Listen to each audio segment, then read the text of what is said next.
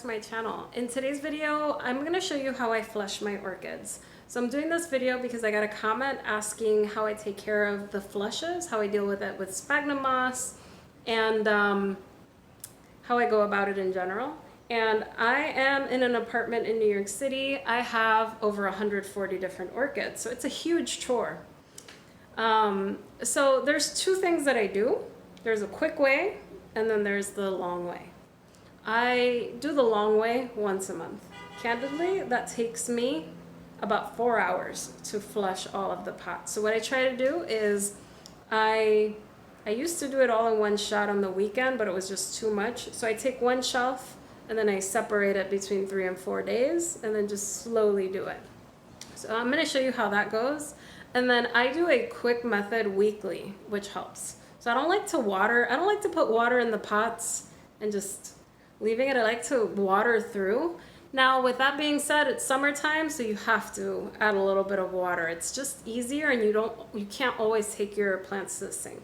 So I'm going to show you both methods, the long way and the easy way. The easy way, I try to do it weekly, just because you get rid of a lot of gunk. Once a month, I make sure that I take all of my orchids, I bring them to the sink. That takes me like 4 or 5 hours. It's a pain in the butt, but it's non-negotiable. So I take all of my orchids, I take them to the sink, and I run warm water through every single pot very thoroughly. And when I say very thoroughly, I run it for about 30 seconds. So let me show you. See this water reservoir out, which is kind of full. Done. We got some algae in there. Sometimes I take a scrubby brush and I clean it all out. But the most important part is coming up. I take the water.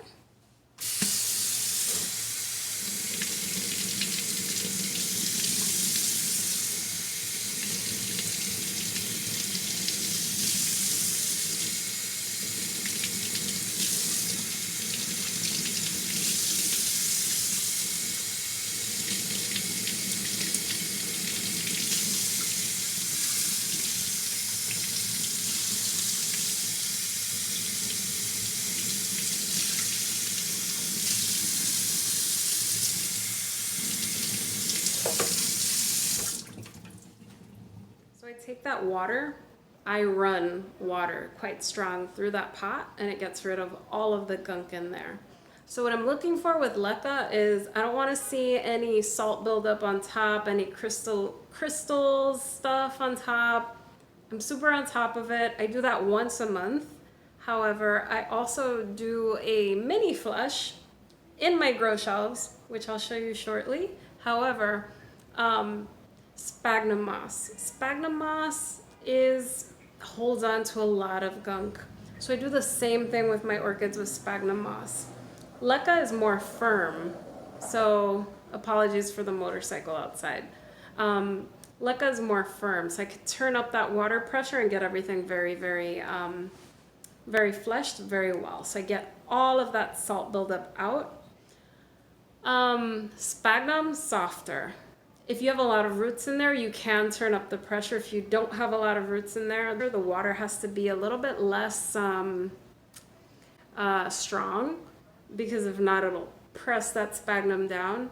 So what I do with the sphagnum moss is I put moderate pressure water, depending on how many roots are in the pot, how compressed that sphagnum is, and then I run it as well for 30 seconds. Long story short, sphagnum holds on to a lot of gunk, so it has to be repotted every year. In the case of catasetums, which go dormant all winter, they have a short growth period, so you can get away with more time with catasetums, in my opinion, if you're gonna pot around it or what have you. But my Phalaenopsis, they have to be repotted annually because they're gonna hold on to that, and over time it's going to get more salts. Now, there are ways that you can reduce the acidity within the sphagnum and the salts. It'll just degrade, but I haven't done any of those methods. I just repot, and I'm actually experimenting with husk to see if that works a little bit better, which has less of a tendency to do that. Long-winded way of saying sphagnum moss can be flushed, but it'll still hold on to gunk. So, and you have to repot it. Let me show you my quick way of flushing by the grow shelves that saves me some time. All right, so I have shown this once before when I was doing my summer cleaning in here, but what I've done is I have this 10 or 12 liter container, and then I put a bunch of holes with a soldering iron into this, the top of the container. And then what I do to save time is I put my pots on top of this. So I'll put them here and I will pour water over them and I will let the water drip. So let me show you what I do. So I take my pot. If it has roots on the bottom, I don't rest it down not to break the roots. I will take my watering can and then I will pour water right through the pot. And this is plain water. Sometimes I'll use fertilized water if it's Leca and if I flushed recently. And that helps get rid of some of the accumulated buildup in the pot. Then I will put fertilizer water inside of the reservoir and I'll put it back on the pot. Now, if it's a organic setup, say it's a clay pot, I'll put the clay pot on top of this and I'll run water through it. Difference with this method is that it's not as thorough as doing this in the sink. So it'll sort of help make sure that you don't get buildup very often by doing this.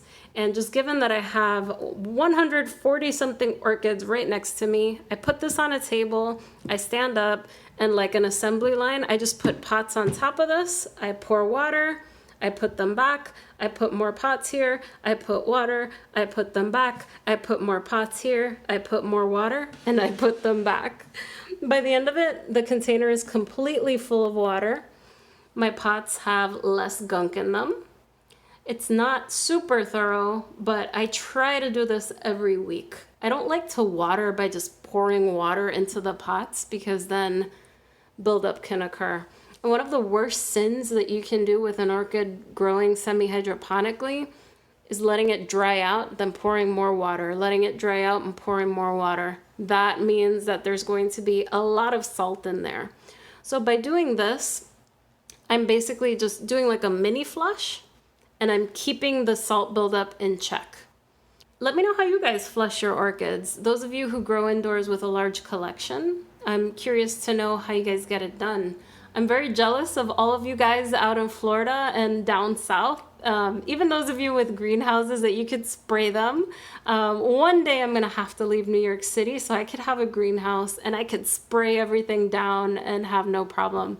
But just given my wood floors are nice, they're pretty, I have to find ways to work around what I've got because I've got too many orchids and they really need to be taken care of. So let me know down in the comments, you indoor growers, how you take care of your flushes and what you do with your large collection.